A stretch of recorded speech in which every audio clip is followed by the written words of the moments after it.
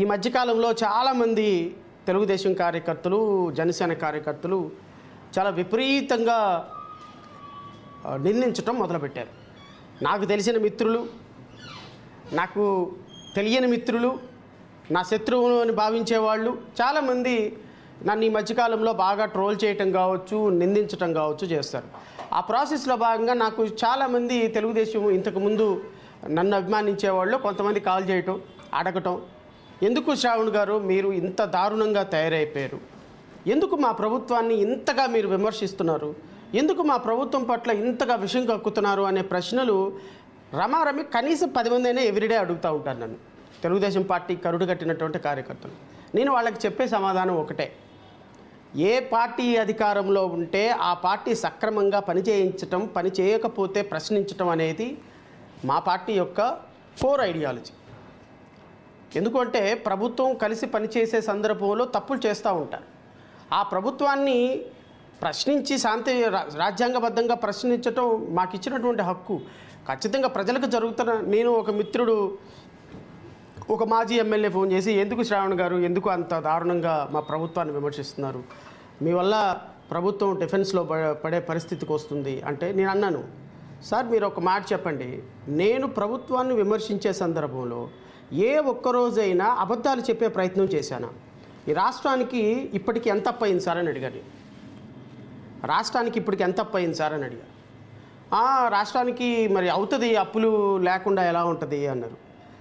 మరి గత 5 సంవత్సరాల్లో 14 లక్షల కోట్ల రూపాయలు అప్పు చేశారు అని ఎవ్రీడే ఏబిఎన్లో 7 to 8 డిబేటు అదే, TV5లో 7 to 8 డిబేటు అదే, వారంలో 3 రోజులు ఈ రాష్ట్రం శ్రీలంకగా మారుతుంది అని మాజీ ముఖ్యమంత్రి చంద్రబాబు నాయుడు గారు చెప్పటం, ఈ రాష్ట్రం శ్రీలంక అయిపోయింది, శ్రీలంక అయిపోయింది, శ్రీలంక అయిపోయింది అని డిబేట్లు పెట్టడం.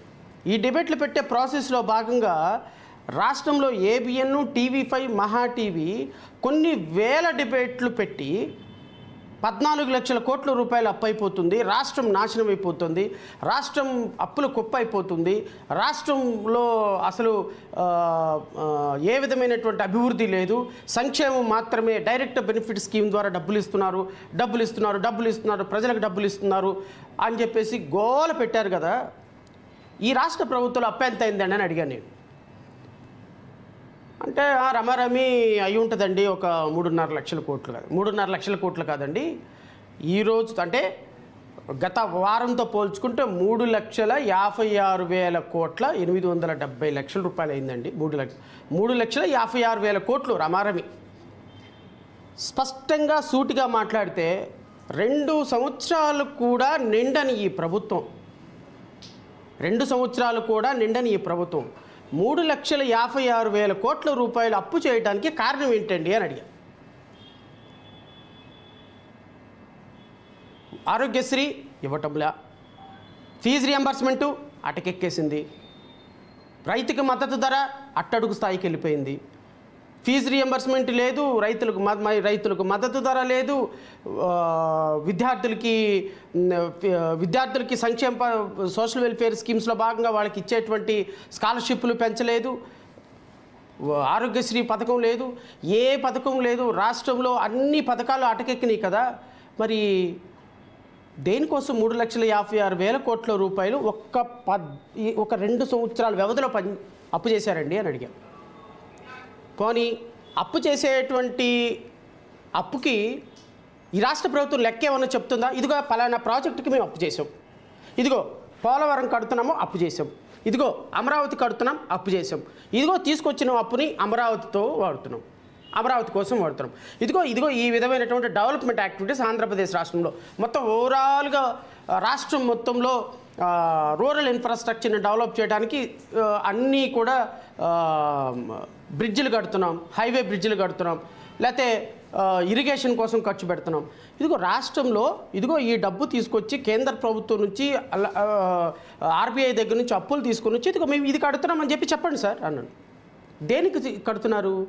అమరావతి అమరావతికి 15,000 కోట్ల రూపాయల అప్పు కేంద్ర ప్రభుత్వం ఇప్పిస్తే ఆ 15,000 కోట్ల రూపాయల్లో నుంచి తీసుకొచ్చి ఆ అప్పు అమరావతి అప్పుగా తీసుకొచ్చినటువంటి డబ్బులతో అమరావతి కడుతున్నారు. మరి 3,56,000 కోట్ల రూపాయలు ఏం చేస్తున్నారు సార్ అని అడిగాను. ఈ 3,56,000 కోట్లు ఆయన ఏదో సమాధానం చెప్పబోతే నేను ఇంకొక మాట అండి అని అడిగాను. రమారమి ప్రతి నెల రాష్ట్ర ప్రభుత్వానికి పన్నుల ద్వారా, తర్వాత రాష్ట్ర ప్రభుత్వం యొక్క అంటే రకరకాల పన్నులు, రెవెన్యూ పన్నులు, మున్సిపల్ పన్నులు, రిజిస్ట్రేషన్ పన్నులు, తర్వాత వెహికల్స్కి సంబంధించిన పన్నులు, రవాణా పన్నులు, ఈ విధమైనటువంటి వివిధ దశల ద్వారా రాష్ట్ర ప్రభుత్వానికి రమారమి ఎవ్రీ మంత్ 18 నుంచి 20,000 కోట్ల రూపాయల ఆదాయం వస్తుంది. 18 నుంచి 20,000 కోట్ల రూపాయల ఆదాయం తీసుకుంటే ఒక 5 నెలలకి వచ్చేటప్పటికి ఆదాయం 1,00,000 కోట్లు, ఇంకో 5 నెలలకు తీసుకుంటే 1,00,000 కోట్లు, 2,00,000 కోట్ల 30,000 రూపాయలు రమారమి 12 నెలలకి ఒక రాష్ట్ర ప్రభుత్వానికి ఆదాయం వస్తుంది. అంటే 2 సంవత్సరాల్లో రమారమి 5,00,000 కోట్ల రూపాయలు ఆంధ్రప్రదేశ్ రాష్ట్రానికి వివిధ పన్నుల ద్వారా ఆదాయం వచ్చింది. ఈ 5,00,000 కోట్ల రూపాయలతోటి ఏం చేస్తున్నారు? తీసుకొచ్చినటువంటి 3,56,000 కోట్ల రూపాయల అప్పు అంటే ఇంచుమించుగా రమారమి ఆంధ్రప్రదేశ్ రాష్ట్రం ఈ 24 నెలల కాలం, ఇంకా 24 నెలలు కూడా కాలేదండి, 22 నెలల కాలం ముగిసిన సందర్భంలో ఈ 23 నెలల కాలంలో ఆంధ్రప్రదేశ్ రాష్ట్రము చేసినటువంటి అప్పు ఆదాయమో ఏదైనా కానీ 8,50,000 కోట్ల రూపాయల రమారమి. ఈ డబ్బు మొత్తం ఎక్కడ పెట్టారు? ఉద్యోగస్తులకు జీతాలకి కొంత పోయి ఉంటుంది, రాష్ట్రం పరిపాలనకు కోసం కొంత పోయి ఉంటుంది.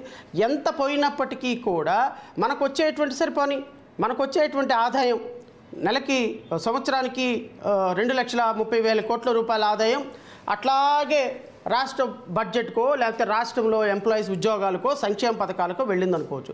మరి చేసినప్పుడు ఏమైపోయింది? చేసినప్పుకైతే లెక్క ఉండాలి కదా సార్ అని అడిగాను నేను. అవన్నీ పెద్దవాళ్ళ లెక్కలండి మనకెందుకు అంటే,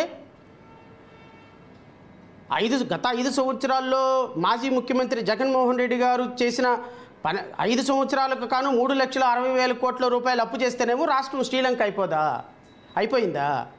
2 సంవత్సరాల వ్యవధిలో 3,60,000 కోట్ల రూపాయలు అప్పు చేసి గత ప్రభుత్వం యొక్క రికార్డుని బద్దలు కొట్టిన 2 సంవత్సరాలకే హుసేన్ బోల్ట్ లాగా బద్దలు కొట్టిన చంద్రబాబు నాయుడు గారేమో అద్భుతమైనటువంటి పరిపాలనా దక్షుడు, ఆయన్ని ఎవరు ప్రశ్నించకూడదా?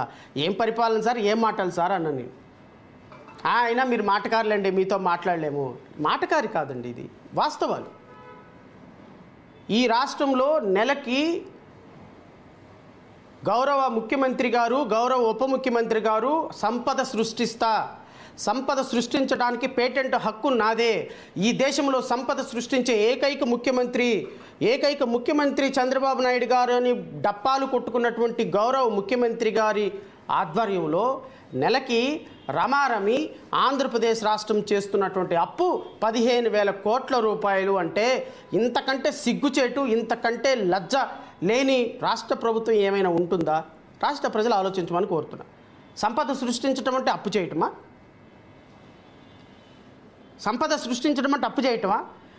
ఎకరం 99 పైసలకి మీ అబ్బాయి ఏమో ఒక పక్కన 1,000 ఎకరాలు అమ్మేసుకొని ఏం పెరుగుతున్నాయి అంటే మీ ఆస్తులు పెంచుకుంటున్నారు.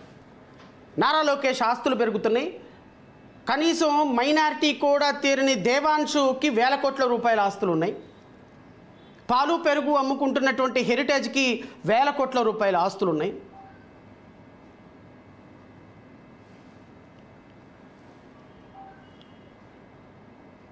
రెండు ఎకరాలతో జీవితం మొదలుపెట్టినటువంటి గౌరవ ముఖ్యమంత్రి చంద్రబాబు నాయుడు గారికి ఈ దేశంలోనే, మరి మీతో పాటేగా మమతా బెనర్జీ కూడా ముఖ్యమంత్రిగా చేసింది 3 సార్లు. ఆవిడ ఆస్తి ఎంతండి? 15 లక్షలు. గౌరవ ముఖ్యమంత్రి గారి ఆస్తులు ఎంతండి? 937 కోట్లు. మొదటి స్థానానికి రెండవ స్థానానికి ఉన్నటువంటి వ్యత్యాసం, రెండవ స్థానంలో ఉన్నటువంటి ముఖ్యమంత్రి ఆస్తులు 500 కోట్ల రూపాయల తేడాలో ఉన్నారు మొదటి ముఖ్యమంత్రికి, రెండవ ముఖ్యమంత్రికి. ఈ దేశంలో ఇంకొక ముఖ్యమంత్రి అందుకోలేని స్థాయికి గౌరవ ముఖ్యమంత్రి గారి ఆస్తులు పెరగడానికి కారణం ఏంటండి? ఒక పక్కేమో అత్యంత అప్పు కలిగినటువంటి రాష్ట్రంగా ఆంధ్రప్రదేశ్ రాష్ట్రంలో పేద ప్రజలు మిగిలిపోతున్నారా? ఇంకొక పక్క అత్యంత ధనికమైనటువంటి ముఖ్యమంత్రిగా చంద్రబాబు నాయుడు గారు రాష్ట్రంలో దేశంలో మిగిలిపోతున్నారా?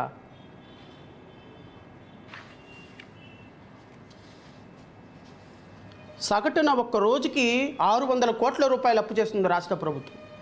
నేను చెప్పాను, అడిగిన దీనికి సమాధానం ఏం చెప్తారు సార్? ఎవరు ఈ అప్పు ఎవరు తీరుస్తారు సార్? రాష్ట్రంలో ఈరోజు ప్రతి ఒక్క సగటున ప్రతిరోజు 600 కోట్ల రూపాయలు అప్పు చేస్తూ, నెలకు 5,000 కోట్ల రూపాయలు అప్పు చేస్తూ, ఇప్పటికి 3,60,000 56,000 కోట్ల రూపాయలు అప్పు చేస్తే ఈ రాష్ట్ర భవిష్యత్తు ఏంటి?